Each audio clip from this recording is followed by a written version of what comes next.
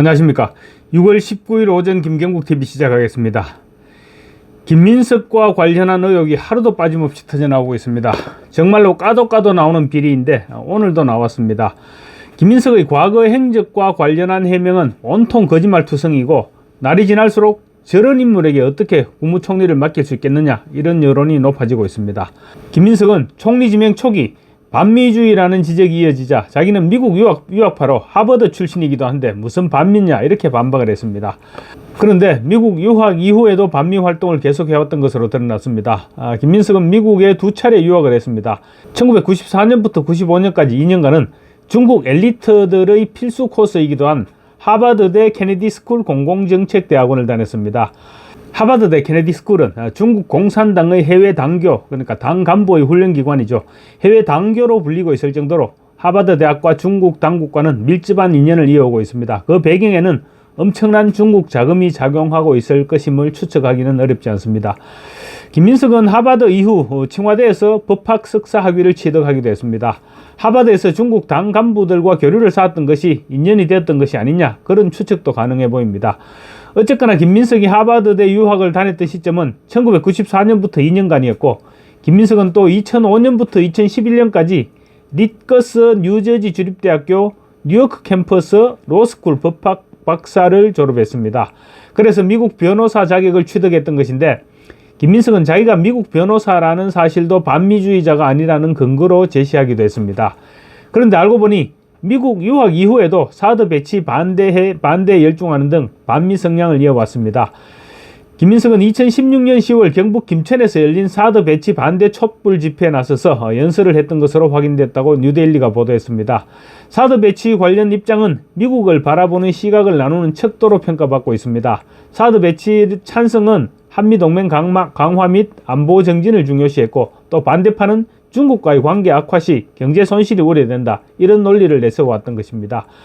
당시 김민석은 마이크를 잡고 핵을 막자고 해서 사드를 시작했는데, 사드 배치 문제 이후에 한반도 정세는 더 불안한 정세로 가는 것이 아니냐, 다른 나라들이 어떻게 판단하든지 간에 우리는 최대한 평화롭게 전쟁의 위험을 최소화하면서 안전하게 살아야 하는 것 아니냐라고 말했습니다.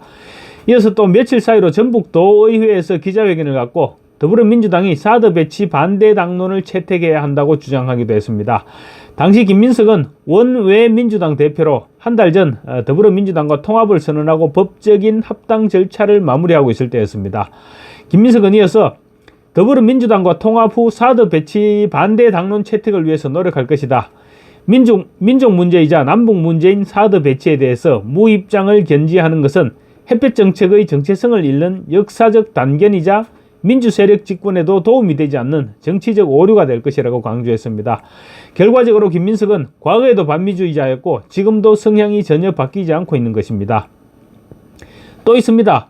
김민석에게 2020년 정치자금 500만 원을 후원했던 지인이 이듬해 김민석이 배지를 달고 난 이후에 자신의 의원회관 사급 보좌관으로 채용됐던 사실이 확인됐다고 동아일보가 보도했습니다.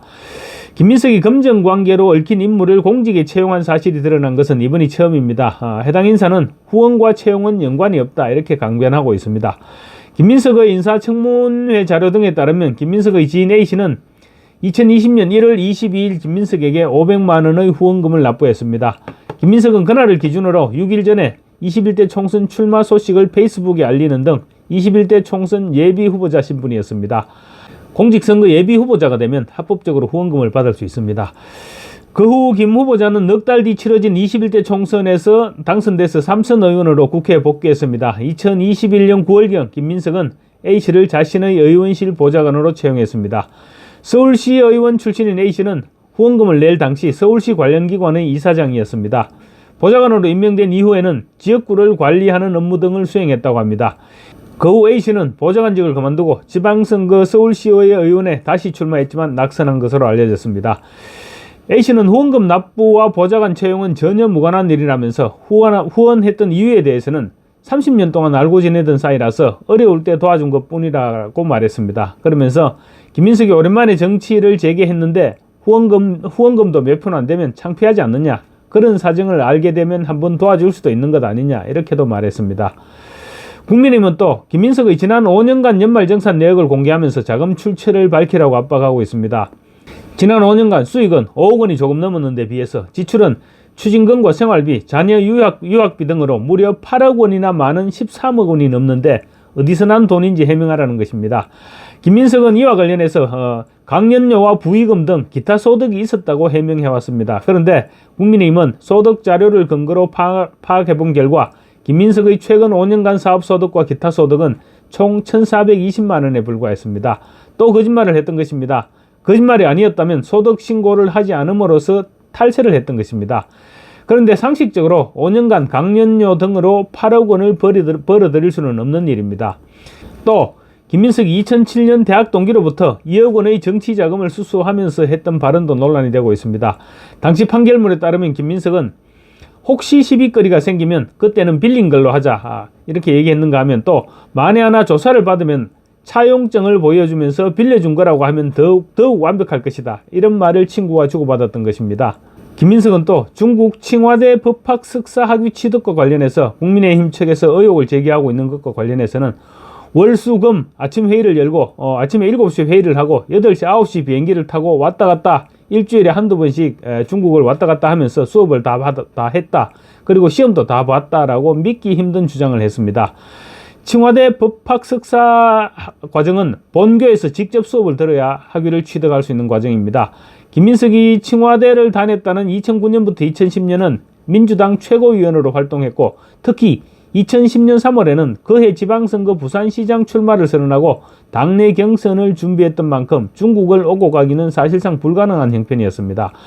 그래서 가짜 학위였거나 아니면 중국 권력자와의 뒷거래로 수업을 직접 듣지 않고 학위를 취득했던 것이 아니냐 이런 여러가지 의혹이 제기되어 왔던 것입니다. 이에 대해서 김민석이 아침 당 회의 후 비행기를 타고 가서 실제 수업을 들었다고 반박하고 있는 것입니다. 글쎄요, 하루 이틀도 아니고 2년을 비행기로 출퇴근하면서 수업을 들었다는 말을 누가 믿을 수 있겠습니까? 서울과 부산을 일주일에 한두 번 왕복하는 것도 쉬운 일이 아닌데 서울과 북경을 비행기로 왕복하면서 수업을 들었다는 말은 너무나도 비현실적입니다. 시간도 시간이지만 비용도 엄청난 비용이 들어가는 일입니다. 그런데 김민석은 그때 국회의원도 아니었고 그야말로 백수 시절이었습니다. 가능했을까요? 입증하는 방법은 간단합니다. 그냥 그렇게 주장만 할 것이 아니라 출입국 기록 서류를 제출하면 국민의힘의 주장을 한 방에 무너뜨릴 수 있는 일입니다. 믿기 어려운 주장을 계속하기보다는 간단하게 서류만 제출하면 이 문제는 진위가 밝혀질 것입니다. 한편 오는 24일, 25일 이틀간 실시키로 한 국무총리 후보자 인사청문특별위원회는 정인과 참고인 채택을 둘러싼 이견을 좁히지 못하고 지금 어제 첫 회의부터 파행이 됐습니다. 정인 채택에 임하는 민주당의 전략은 정인 채택에 합의하지 못해서 정인이 없는 상태에서 청문을 실시하든가 아니면 청문회를 무산시키겠다는 의도가 있는 것이 아니냐 이런 생각이 들 정도입니다. 민주당은 전 정부의 대통령과 국무총리, 국무위원 그리고 대통령 후보까지 정인 명단에 포함시켰다고 합니다. 청문회를 하지 말자는 얘기나 다름없죠. 국무총리 후보자 김민석을 청문회 하는데 김민석과 무관한 윤석열, 한덕수, 김문수 이런 사람들을 왜 불러야 합니까? 민주당의 이 같은 정인 채택 요구를 놓고 국민의힘은 인사청문회장을 내란 청문회장으로 만들어서 전 정부를 흠집내겠다는 것이 아니냐 이렇게 반발을 하고 있습니다. 반면 민주당은 국민의힘이 김민석의 전처를 청문회의 정인으로 소환하자는 것은 망신주기라면서 가족을 건드려서는 안 된다는 말도 안 되는 소리를 하고 있습니다. 전처는 가족이 아니죠. 어쨌거나 국민의힘은 김민석 측에서 연간 2천만 원이 넘는 장남의 사립고등학교 학비와 그리고 억대에 달하는 고액의 유학 경비 및 미국에서의 생활비를 전처가 모두 부담했다고 하니까 전처의 외환 계좌 자료를 확인할 방법이 없어서 정인으로 채택한 것이라고 맞서고 있습니다. 학비와 관련된 증빙 자료만 제출된다면 정인 채택은 바로 철회할 수 있다는 것입니다. 전처가 학비를 전액 부담했던 것이 맞다면 그 증빙 자료를 굳이 숨길 필요가 있을까요? 김민석은 아들을 유학 보낼 당시 재산이 마이너스 상태였는데 그럼에도 불구하고 고액의 학비를 부담해야 하는 사립고등학교에 이어서 학비와 기숙사비 등으로 연간 1억 2천만 원이 들어가는 미국 코넬대 유학을 보냈습니다. 그랬으니까 학비를 어떻게 조달했는지에 대해서는 당연히 확인을 해야 될 부분이고 국민의힘은 그 부분을 확인하겠다는 것입니다. 그런데 김민석 측에서는 전처가 학비와 관련한 모든 부담을 했다고 하면서도 정빙 자료를 제출하지 않고 있습니다. 그렇다면 청문회에 증인으로 불러서 확인해야 되겠다, 이렇게 된 것입니다. 그런데 민주당의 반대로 쉽지 않을 전망입니다. 인사청문회법에 따르면 청문회 개최 5일 전까지 증인과 참고인에게 출석 요구서가 송달돼야 됩니다. 따라서 김민석의 인사청문회 첫날인 24일에서 닷새 전인 오늘까지 합의해야만 첫날 증인을 부를 수 있습니다. 그러나 지금 여야 대치 상황으로 볼 때 오늘까지 합의가 이루어지기는 사실상 불가능한 것이 아니냐, 그런 전망도 나오고 있습니다. 그리고 또 내일까지 증인 참고인 명단이 합의되지 않을 경우 증인 참고인 없이 청문회를 진행하거나 최악의 경우에는 증인 채택과 자료 제출 문제로 청문회가 무산될 가능성도 배제할 수 없어 보입니다. 아마도 민주당의 속셈은 청문회를 무산시키는 데 있지 않을까 싶기도 합니다. 오늘 양측의 협상에 따라 결판이 날 전망입니다. 감사합니다.